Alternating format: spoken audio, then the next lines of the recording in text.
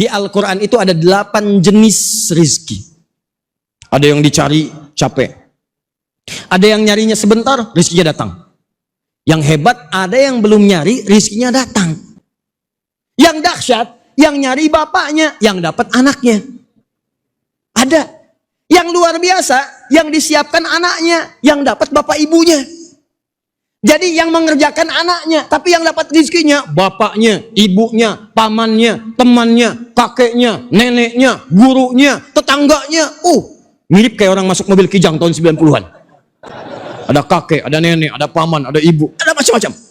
Dan hebatnya, bukan cuma di dunia, saat di akhirat, dia akan menggandeng bapak ibunya, pasangannya, anak cucunya, semua diparadekan dibawa ke surga. Orang ini dipimpinan masuk surga, disambut oleh para malaikat, mengatakan salamun alaikum bima sabartum. Selamat, Anda bisa masuk surga. Dan surganya bukan surga biasa. Dia akan masuk surga dari semua pintu surga. Nanti ada ayatnya, itu di Quran surah 13, ayat 23 sampai dengan ayat 24. Nah, sekarang balik lagi, apakah siap kita mengamalkan amalan ini? Ingin bahagia di dunia? Ingin masuk surga di akhirat? Baik. Kalau amalan itu diturunkan ke dunia, kita ingin mendapatkan kebahagiaan dunia, maka Allah membedakan kalimatnya antara surga dengan dunia. Surga disebut dengan sa'id. Kalau Anda ingin mendapatkan bagiannya di dunia, maka dirubah kalimatnya oleh Al-Quran dengan nama falahun. Falah. Tahan. Kalau kebahagiaan di surga namanya apa tadi? Sa'id. Kalau di dunia apa? Falah. Tahan sebentar. Kalau kebahagiaan ini sudah kita raih, pegang, genggam. Mau dilepas tidak? Misal, Anda bahagia saat mendapatkan harta. Kalau sudah dapat harta, mau dilepas lagi tidak? Tidak. Anda bahagia saat mendapatkan kedudukan. Kalau sudah dapat, mau dilepas? Tidak. Anda bahagia ketika mendapatkan pasangan. Kalau sudah mendapat, apa mau dilepas? Tidak. Aflah itu artinya kebahagiaan dunia yang sudah dipegang dan gak mau dilepas. Anda sudah pegang tuh, jangan pernah dilepaskan. Bagaimana cara mendapatkan kebahagiaan di dunia? Dan kebahagiaan itu akan mengantarkan kita mendapatkan surga terbaik di akhirat. Kalau sudah dapat, jangan lepaskan. Bagaimana caranya? Maka diturunkan langsung satu surah. Surahnya ada di surah ke-23 ayat 1 sampai dengan 9. Nah, paling kanan, kita lihat sini, Quran surah ke-23 ayat 1 sampai 9. Yuk lihat baik-baik, pelan-pelan. Ini kita masuk ke intinya nih. Ada ayatnya? Qad aflahal mu'minun. Ada kata aflahnya di situ? Ada. Qad harfu tahqiqin, huruf yang menjamin kepastian. Kalau diterjemahkan dengan ilmu nahwunya, maka diartikan qad aflahal mu'minun, pasti. Al-mu'minun, orang-orang beriman itu aflah, akan menggenggam kebahagiaan di dunia dan dia akan bahagia di akhirat. Jadi kata Allah, cukup Anda ini beriman. Kalau Anda betul-betul beriman, maka Allah akan jamin orang beriman tuh dunianya bahagia, akhiratnya bahagia. Makanya ketika dia berdoa di dunia, orang beriman itu doanya beda. Doanya diberikan oleh Allah bahagia dunia akhirat. Silakan buka Quran surah kedua Al-Baqarah ayat 201, 201 paling kanan sebelah bawah. Itu orang-orang beriman ketika berdoa langsung disebut oleh Allah. Doanya kita hafal sebetulnya. Cuma mungkin ayatnya belum ditemukan. Bahkan Anda punya istilah sendiri. Rabbana atina fid dunya wa fil akhirati hasanah wa qina. Ya Allah, berikan kami kenikmatan, kebaikan, kebahagiaan di dunia. Juga berikan kebahagiaan di akhirat. Jangan sampai di dunianya kami nikmat, tapi di akhirat kami sengsara. Doa apa itu? Oh, sapu jagat. Cuma orang Indonesia yang bisa. Dunianya baik, akhiratnya mulia. Bagaimana cara mendapatkan itu? Lihat baik-baik. Karena ada orang yang kalau Anda baca ayat sebelumnya, faminan nasi may yaqulu rabbana atina fid dunya wa ma lahu fil akhirati min khalaq. Ada orang yang cuma dunia aja. Yang penting dunia hebat, kendaraan bagus, makan enak, rumah mewah, kendaraan luar biasa. Yang penting dunia, akhirat bagaimana nanti? Ada yang cuma dunia saja. Nah, itulah orang-orang yang orientasinya nggak punya iman. Ini mesti beda. Kalau Anda orang beriman, mesti beda dengan yang belum beriman. Yang belum beriman tuh cirinya gampang, cuma senang dengan dunia, nggak peduli dengan akhirat. Orang beriman mesti beda. Dunianya sukses, akhiratnya pun luar biasa bahagia. Di sepanjang Anda beriman, ayo sukses. Kata Quran, kaya, jangan nanggung, kaya. Sebab dengan kekayaan itu Anda bisa zakat. Anda bisa infak. Kalau nggak punya uang, bagaimana kita zakat? Kalau nggak ada harta, bagaimana kita infak? Kalau nggak cukup harta, bagaimana haji dan umrah? Kata Quran, ayo dapatkan. Dunianya bahagia, akhiratnya mulia. Nah, sekarang kata Allah satu, orang beriman saya jamin pasti dia akan bahagia dunia dan akhirat. Jangan-jangan di kantor Anda hebat, di rumah Anda gelisah. Jangan-jangan di rumah Anda bahagia, tapi pekerjaan Anda punya masalah. Jangan-jangan di rumah bagus, di kampus ada persoalan.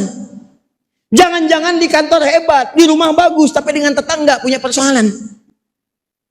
Kata Quran beda, orang beriman tuh dimanapun dia menapak, dimanapun dia tinggal, maka dia mendapatkan kebahagiaan yang hakiki. Pertanyaannya, Ustadz, kalau ada orang mengaku beriman tapi belum sempurna kebahagiaannya, maka apa masalahnya? Apa amalan yang kurang? Apa persoalannya? Kata Allah, boleh jadi dia tidak mengamalkan rumus-rumus kebahagiaan yang disebutkan dalam Al-Quran. Sekarang lihat baik-baik, rumus yang pertama. Saya cukupkan sampai sini nanti, rumus pertama. Kalau nanti ada pertanyaan kita diskusikan, kalau tidak ada kita nanti detilkan.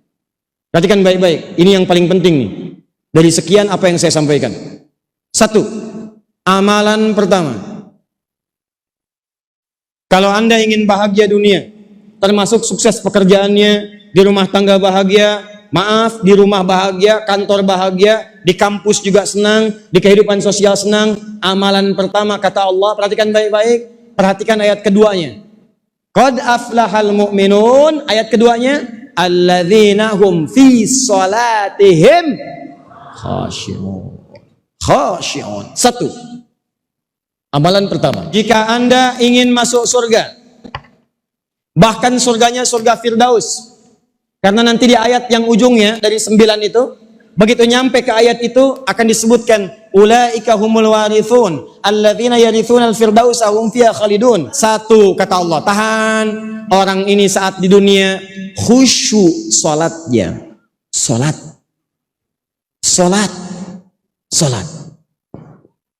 Nih. Awas, hati-hati. Fokus. Jadi kalau Anda ingin bahagia dunia dan juga mulia akhirat, maka amalan pertama apa kata Allah? Salat, Pak. Bu, salat. Jadi yang dikejar-kejar itu bukan cuma, mohon maaf, jabatan, harta. Orang sekarang banyak yang salah. Pengen bahagia, banyak mengejar harta. Nih saya kasih tahu ya, rizki kita itu sudah diatur oleh Allah. Anda tinggal bergerak saja, rizki diberikan. Dan tidak akan pernah berkurang, pas ukurannya. Itu ada ketentuannya di Quran. Quran surah ke-51 ayat 22. Kata Allah, wa fis samai rizqukum wa ma tu'adun. Kamu jangan takut tentang rizki. Rizki kamu itu sudah saya tetapkan, akan saya berikan, gak akan pernah tertukar. Boleh ada putri yang tertukar, ada. Menteri yang ditukar, ada. Tapi tidak ada rizki yang tertukar. Setiap kita itu sudah pasti takarannya jelas. Ada yang 1 miliar, ada yang 100 miliar, ada yang 1 triliun. Anda mau kerja apa aja, sepanjang bergerak, maka rizki akan turun kepada Anda. Nih, kalau nggak percaya ya, buka Quran surah 11 ayat yang ke-6. Saya kasih contoh nih. Wa ma min dabbatin fil ardi illa 'alallahi rizquha. Jangankan manusia, kata Allah, selevel hewan melata aja yang merayap, yang bahkan gerakannya lambat, jangankan manusia, hewan melata saja saya telah tetapkan rizkinya. Hewan tidak punya akal, tidak punya takwa, rizkinya ada. Apalagi kalian manusia, jangan takut tentang rizki, kata Allah, pasti ada. Ibu tahu cicak? Antum ikhwan tahu cicak? Bagaimana cara berjalannya? Di mana adilnya Allah? Cicak cuman merayap di dinding, tapi makanannya nyamuk, bisa terbang. Makanannya punya sayap, yang mau makan nggak punya sayap. Anda bayangkan kalau nyamuknya punya akal dan dia jenius, itu cicak jadi mainan.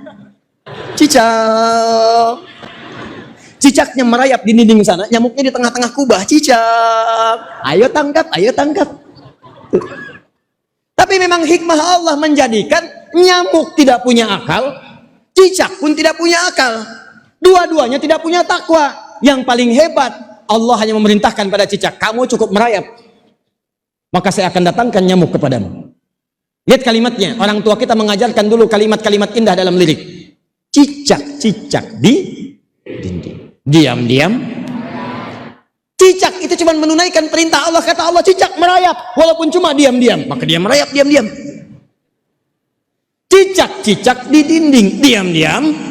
Datang seekor, perhatikan, bukan cicaknya mendatangi nyamuk, tapi nyamuknya mendatangi cicak.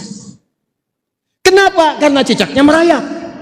Kalau cicaknya nggak mau merayap, nyamuknya nggak akan datang. Allah perintahkan pada nyamuk pun dia datang seekor nyamuk.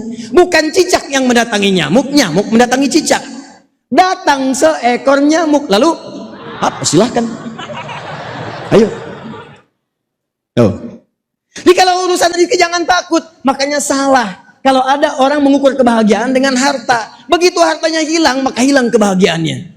Karena itu banyak terjadi di rumah tangga. Ukuran kebahagiaannya itu materi, harta. Begitu hilang hartanya, masalah di rumah tangganya. Banyak salah ukur. Yang diukur itu cuma materi, penampilan, wajah, ganteng, cantik. Begitu memudar, hilang kebahagiaannya. Maka kata Allah, kalau Anda ingin latihan mendapatkan kebahagiaan, maka yang pertama, dapatkan kebahagiaan itu dengan ikhtiar. Salat, salat, salat.